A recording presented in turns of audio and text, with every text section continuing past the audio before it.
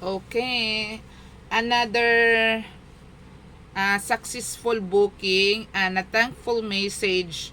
First of all, I would like to say thank you so much to Ma'am Julian Silvestre po. Tama siguro ako. So, Ma'am Julian Silvestre, thank you so much sa pagtitiwala mo sa akin sa mga friends, relatives, at sa mga girls mo that you would only reach me out to book their flight coming here or going back home in any provinces. So, this time, her passengers are Ma'am Loie Mif Talingdan, and then kasama yung infant baby niya, si GL Dave Talingdan, and their flight is from General Santos to Manila somehow on October this month. As I always said, hindi ko po sinasabi yung date kung kailan yung lipad para naman doon sa privacy ng mga passengers ko. Ang message niya sa akin, Mami, good PM, patingin po ako ticket, Tacloban to Manila, and then Jensan to Manila. So dalawa to sila. Yung una, ang una kong nabook si Ma'am Loie May from Datalingdan. So now so binigay ko yung prices kung kailan nila gusto and available. So they decided to get that ticket somehow this month, that is third week of October, for Ma'am Loie at saka kasama yung baby niya. Oo. So dahil trusted na sa akin si Ma'am Julian Silvestre, so ganun na lang. And then also thank you so much to Ma'am Veronica Jul de Jesus.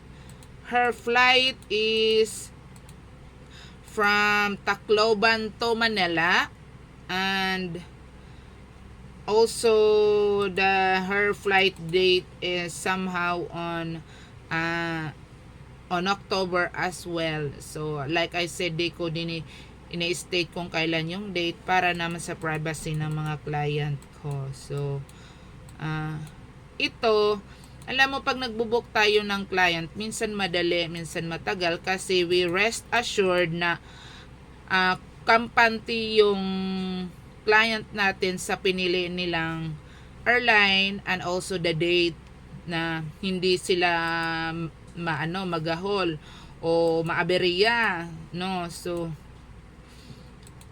pinili na lang niya yung gusto kasi nito ni Ma'am Veronica somewhere on October, kasi on that date, kasi siya, may kasabay daw siyang pinsan papunta dito. So alam mo, sa totoo lang, na-book ko na siya. So I tried to book, pero nag-change na daw ng flight, nag-change na daw ng price yung airline.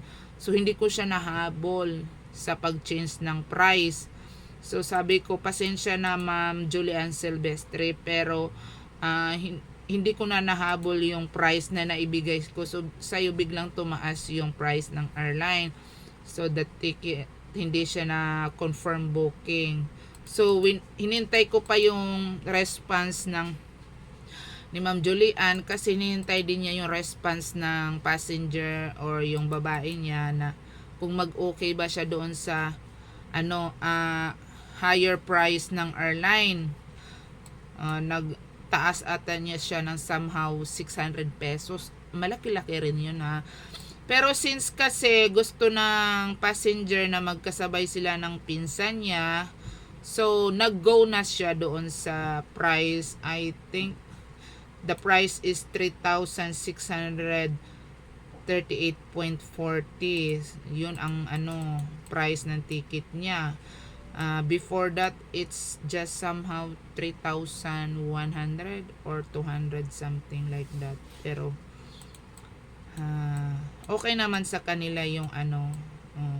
So, ayun, so binok ko na siya and then generate ko tapos sinend ko doon sa kay Ma'am Julian sa email niya tsaka sa messenger niya yung mga ticket nila Ma'am Louie, May Talingdan at saka yung anak niya and then kay Ma'am Veronica Juldi. So as I always give my extra time, and I love all my passengers and my clients, so I always give them time. Thank you so much Ma'am Julian, and sa matagal na nating pagbubuking sa mga friends and relatives at mga girls mo, so far we both did a good job, and kahit na minsan may aberya ng typhoon, so we do refund and everything. Opo. So thank you so much ma'am, and have a safe flight to your all girls and friends and hope to see you next booking. Thank you so much. Bye bye. Anyway, this is Mads Gakit Travel Agency.